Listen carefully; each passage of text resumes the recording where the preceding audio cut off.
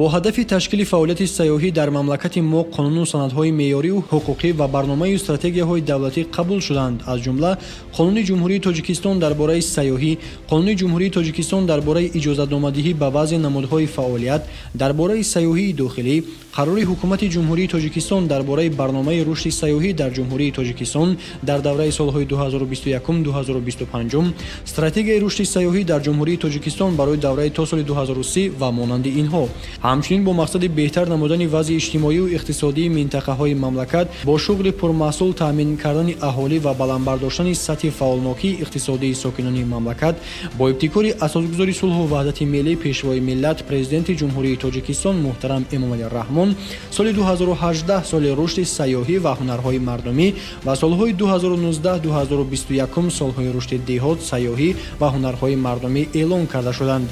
омили дигари такондиҳандаи соҳа дар сатҳи зарурӣ омодасозии мутахассисон ба ҳисоб меравад, чунки мутахассисони болаёқати соҳаи сайёҳӣ пешбарандаи фаъолияти соҳа мебошанд. вобаста ба ин, дар стратегияи рушди сайёҳӣ дар ҷумҳурии Тоҷикистон барои давраи то соли 2030 боби сеюм вазъи муосир ва ҳадафҳои рушди соҳаи сайёҳӣ, сархати якум соҳаи сайёҳии Тоҷикистон дар соли 2030, пешбинӣ, ҳадаф ва вазифаҳо дар банди 34 гуфта шудааст. ҳадафи олии стратегияи рушди сайёҳӣ дар ҷумҳурии Тоҷикистон барои давраи то соли 2030 таъмини рушди устувори соҳаи сайёҳии кишвар ба ҳисоб меравад. барои ноил шудан ба ин ҳадафи олӣ, ҳадафҳои зерини стратегияи рушд муайян карда шуданд ки яке аз онҳо ин тақвияти нерӯи инсонӣ, таъминоти кадрӣ ва шуғли пурмаҳсул дар соҳаи сайёҳӣ мебошад. вобаста ба масъалаҳои кадрии соҳаи сайёҳӣ, Кумитаи рушди сайёҳӣ назди ҳукумати ҷумҳурии Тоҷикистон дар асоси қонунҳои амалкунандаи мамлакат ҷиҳати рушди иқтидори кадрии соҳа чораҳо андешида, аз ҷумла бо мақсади саривақт ишғол намудани мансабҳои холигаштаи маъмурии хизмати давлатӣ, мукаммалгардонии ҳайати роҳбарикунанда, таъмини дастгоҳ бо кадрҳо тибқи тартиби муқаррар гардида дар ин давра як маротиба озмун гузаронида шуда 4 нафар ба кор қабул гардиданд. инчунин 1 нафар барои такмили ихтисос дар Академияи идоракунии давлатӣ назди президенти ҷумҳурии Тоҷикистон ба таҳсил фаро гирифта шуданд.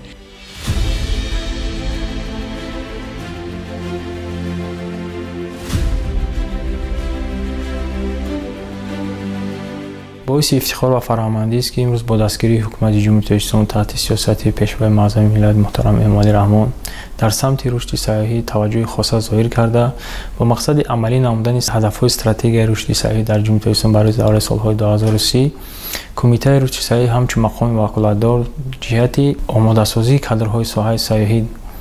ва баланд бардоштани иқтидори кадрҳои соҳаи сайёҳӣ барои беҳтар намудани сифати хизматрасонӣ дар соҳаи сайёҳӣ дар ҳамкорӣ бо вазорати маориф ва илм ва вазорати меҳнат, муҳоҷират ва шуғли аҳолӣ чораҳои зарури андешида истодааст. инчунин дар баробари ин бо як қаторниҳодҳои байналмилалӣ, шарикони рушд ва бахши хусусӣ низ вобаста ба ин масъала низ ҳамкорӣ дорем. гуфтанӣ ҳастам ки имрӯз дар зиёда аз 18 муассисаҳои олӣ ва миёнаи касбӣ дар самти рушди соҳаи сайёҳӣ, яъне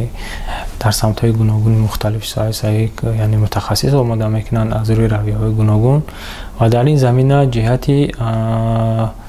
баргузории яъне чорабиниҳо ва ҷалб намудани мутахассисон барои дарёфти яъне таҷриба ва малака, имрӯз кумита бо ин муассисаҳои олӣ ва миёнаи касбӣ ҳамкории зичро баром монда.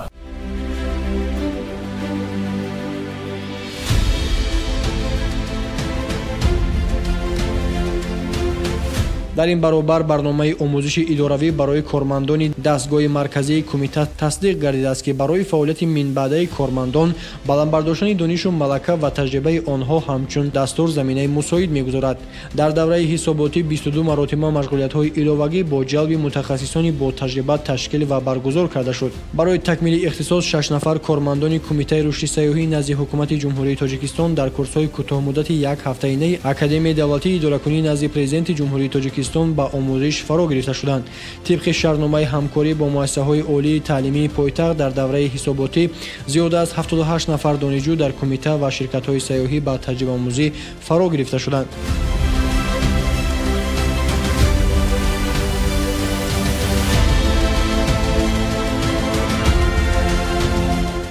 албатта имрӯз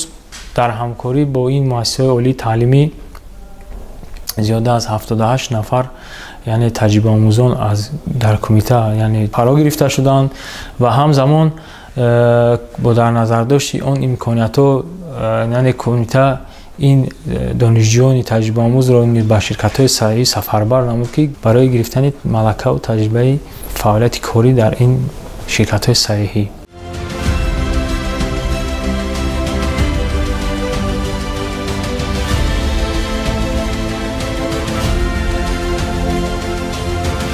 جهت تامین اقتدار کادری ساحه طریق برنامه اگنتی ژاپن اوید و همکاری بین المللی در تاجیکستان کارمند کمیته رشد سیاحی در کورس آموزشی اوید به ذخیره‌های انسانی جهت تهیه خط‌سیرهای سیاحی برای رشد استوار که از 25 ینور تا 4 مارس سال 2023 در دولت ژاپن برگزار گردید اشتراک نمود. اینچنین با تشبث کمیته رشد سیاحی از 26 فوریه تا 9 مارس سال 2023 سفر آموزشی هیئت جمهوری تاجیکستان به شهرهای تهران، کیش، اصفهان، کاشان و مشهد جمهوری اسلامی ایران تشکیل گردید.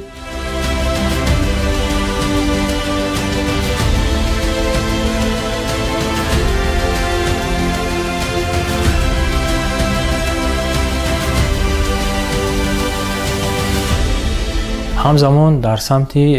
سیاحی داخلی نیز ما در همکاری با کمیته حزب خلق دموکراتی در منطقه سفید دره نیز یک چهاربینی متشکلانه برگزار نمودیم که اینا برای گرفتن اون تجربه و یعنی انداختن اون ملکه‌های سیاحی در سمت سیاحی اکستریمالی و کوهنوردی میباشند. باعث تذکر است که امروز ما کارمندان کمیته نیز در دایره برنامه اقتصادی یعنی در شهر باتومی و شهر تفلیس جمهوری گروزیا نیز اشتراک کردند که در اونجا سمینارهای آموزشی بود و وابسته به گرفتن تجربه و ملکه این دولت‌های پیشرفته از لحاظ سیاحی یعنی آموزش فرا گرفته شدند. اینچنین یک گروه کارمندان کمیته نیز به جمهوری اسلامی ایران یعنی سفربر گردیدند و در آنجا جهت یعنی شناسایی با اون امکانیت‌های سیاحی و فرهنگ مهمانداری آنها و خدمت رسانی ابیکت‌های سیاحی نیز شناس گردیدند که در این گروه از تمام شهر و ناحیه‌های نمایندگی کردن. همزمان از کمیته نیز با راهبری نماینده دستگاه جبرتین اشتراک کرده این دانش و ملکه تجربه آنها را انداختند.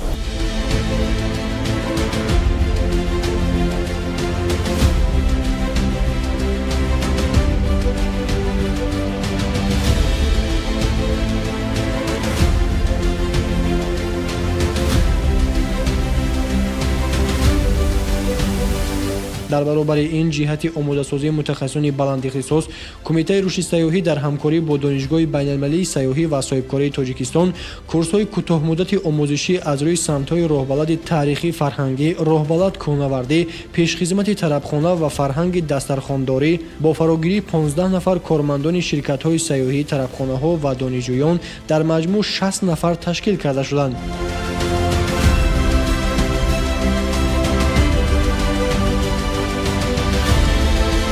وقتی که من با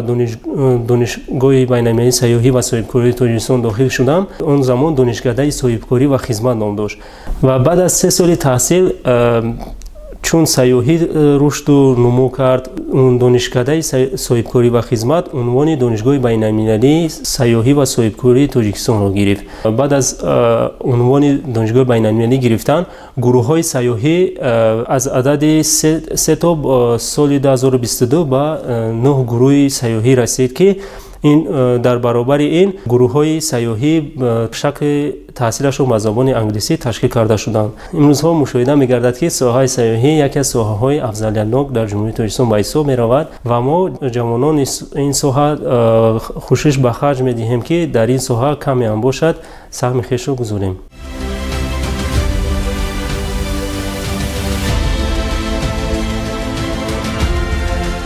علاوه بر این کمیته رشد سیاحی در دایره نقشه‌چرابینی‌های عملی سازی استراتژی رشد سیاحی در جمهوری تاجیکستان برای دوره تا سال 2030 برای سال‌های 2023-2026 با شریکان رشد در دایره لایحه‌های سرمایه‌گذاری تطبیق شونده ساحه سیاحی تقویت کادری این سمت را ادامه خواهد داد. در این زمینه بینندگان عزیز جهت پورا انعکاس نمودن وضع کادری ساحه سیاحی در جمهوری تاجیکستان ما گروه ایجادی تصمیم گرفتیم که در نشرهای نوبتی برنامه استراتژی در همکاری با وزارت معارف و علم جمهوری تاجیکستان، کمیته رشد سیاحی نزد حکومت جمهوری تاجیکستان، مرکز ملی تستی نزد پرزیدنت جمهوری تاجیکستان و دیگر مقامات دخلدار سلسله برنامه‌های استراتژی را در موضوع مذکور پیشکش شما نماییم.